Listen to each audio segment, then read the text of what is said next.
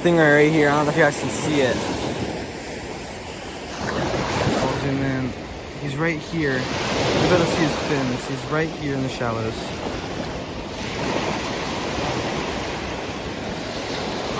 I already caught one today, but that will be uploaded as a short. So now we're fishing for the full video.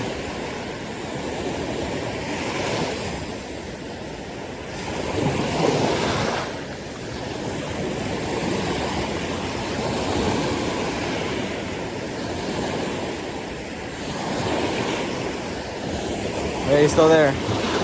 Stingray's still there. I don't think you guys can see the stingray. It's kind of small, but definitely there. Actually, I'm kind of annoyed. My reel is messed up. I think it's some sand in it or something. We got a fish, boys.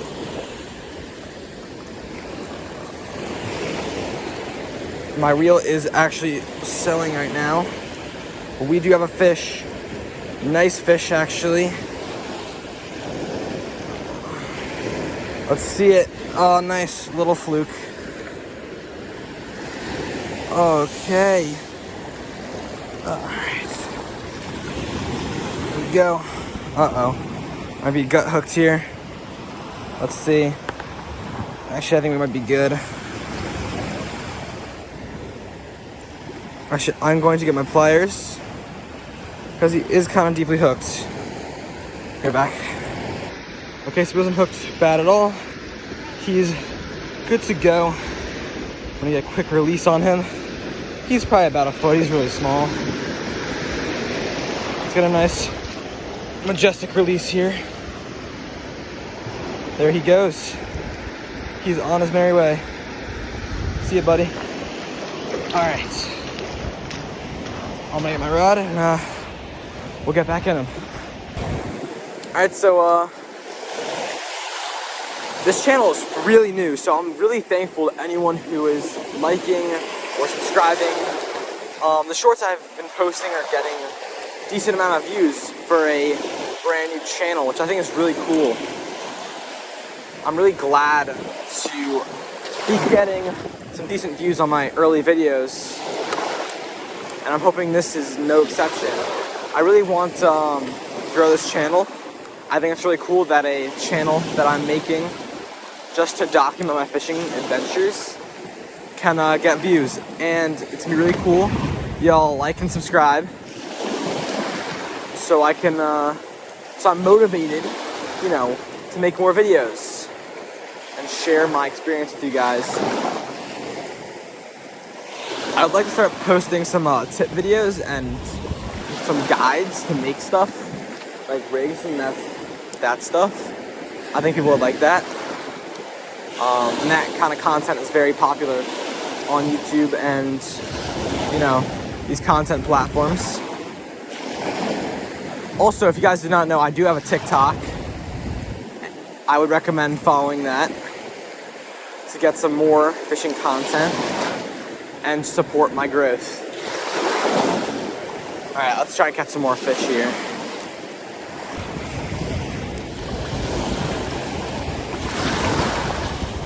Oh, there's a stingray right there. So, in the New Jersey surf, late August has a lot of these stingrays. They're called Counters rays, and they are extremely common this time of year and the early fall. There's just so many of them. There's some small ones and there's some very big ones. I've caught a massive one before. I caught a 100-pound estimate stingray before, while chunking for bigger fish. Yeah. These stingrays are not very dangerous.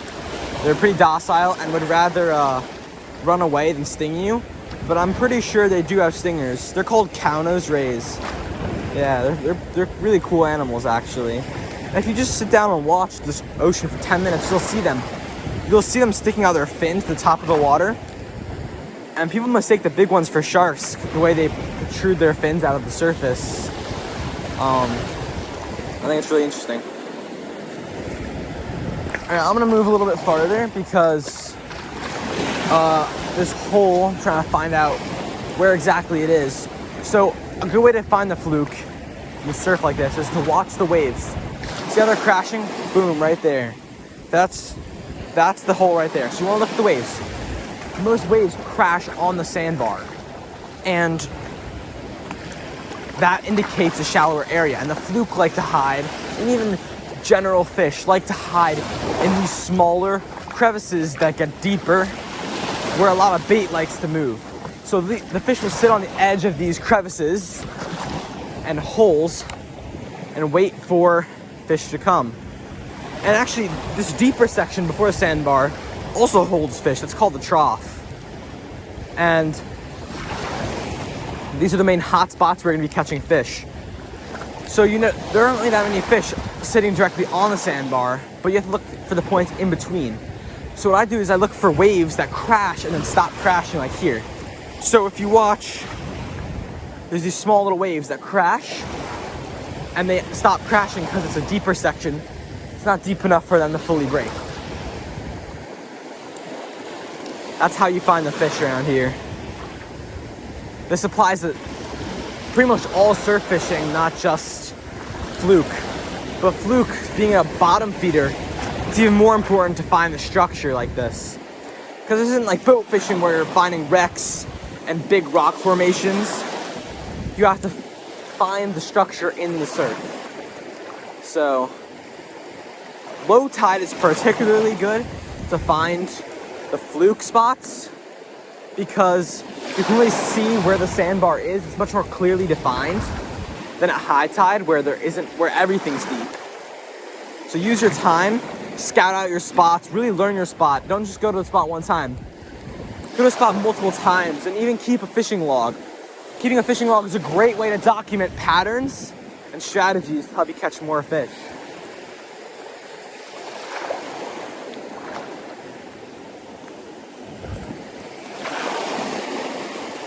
But the fluke this year have been pretty mediocre from New Jersey. Not even just the surf, kind of fluking in general.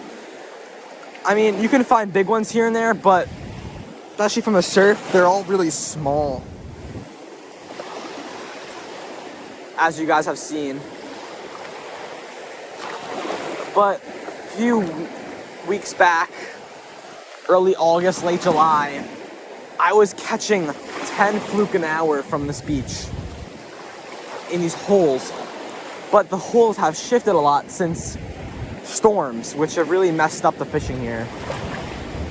And also, there's kind of been a bad fluke bite the past few weeks as well, which obviously isn't helping anything.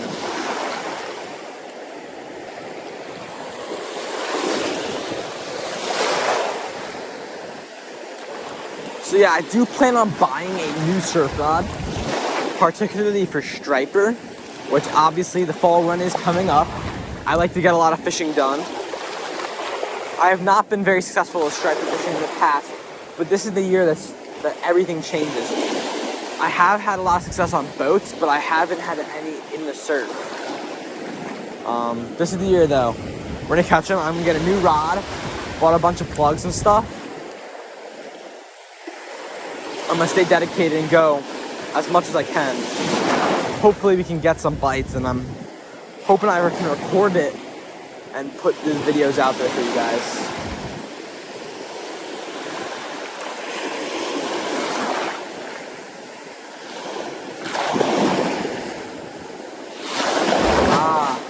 I found another hole. I'm actually going to get my stuff and move down here. This seems to be where all the action is. I will do that after this cast. An interesting thing about fluke is that you should never just speed up your retrieve because you feel like there's no more fish. Fluke will follow bait for 30 yards to get to their target. So if you just reel it up, you might just let a fluke trailing your lure just go to waste. Always remember that. That's an important thing that a lot of people don't know about fluke. Alright, so there's some big fish jumping all the way out. Wish I record it, but it's too random to find that stuff.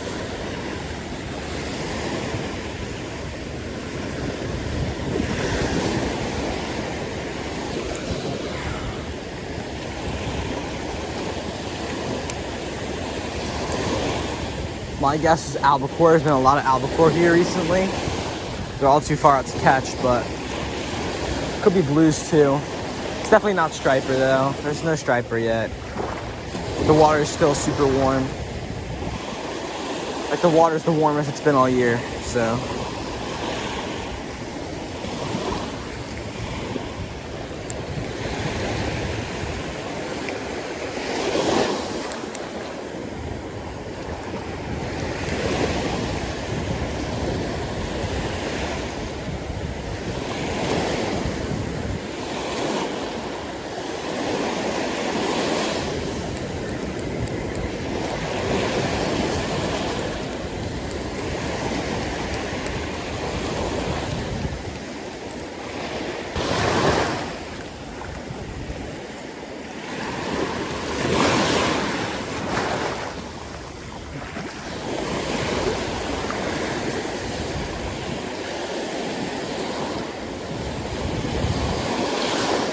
That's a hole over there. I'm gonna try and fish. You can see, like if you can see it, you can notice that the water and the waves stop crashing.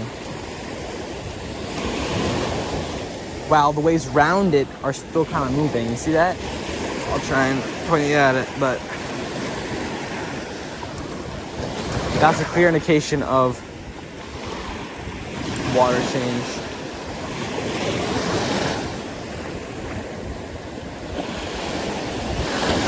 Oh shit, that's lightning. Yeah, don't fish during lightning. I'm gonna go soon. But it's distant for now, so I'm not too concerned. But do not fish when there's lightning. Our last casts of the day. Take a few last shots at a nice fluke.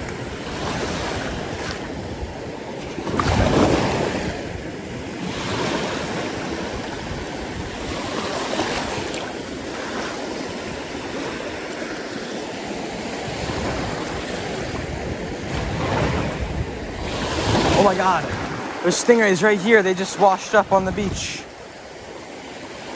I told you guys they're all over. I can't really see them, but oh, there's one right here. You guys cannot see him, but oh, there he is. Kinda can.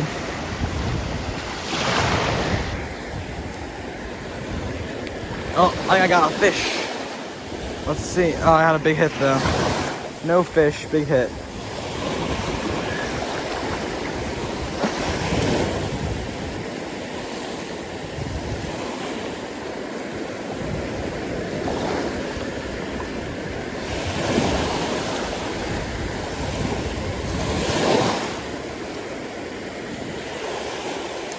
Oh yeah, stingrays are running away from it too.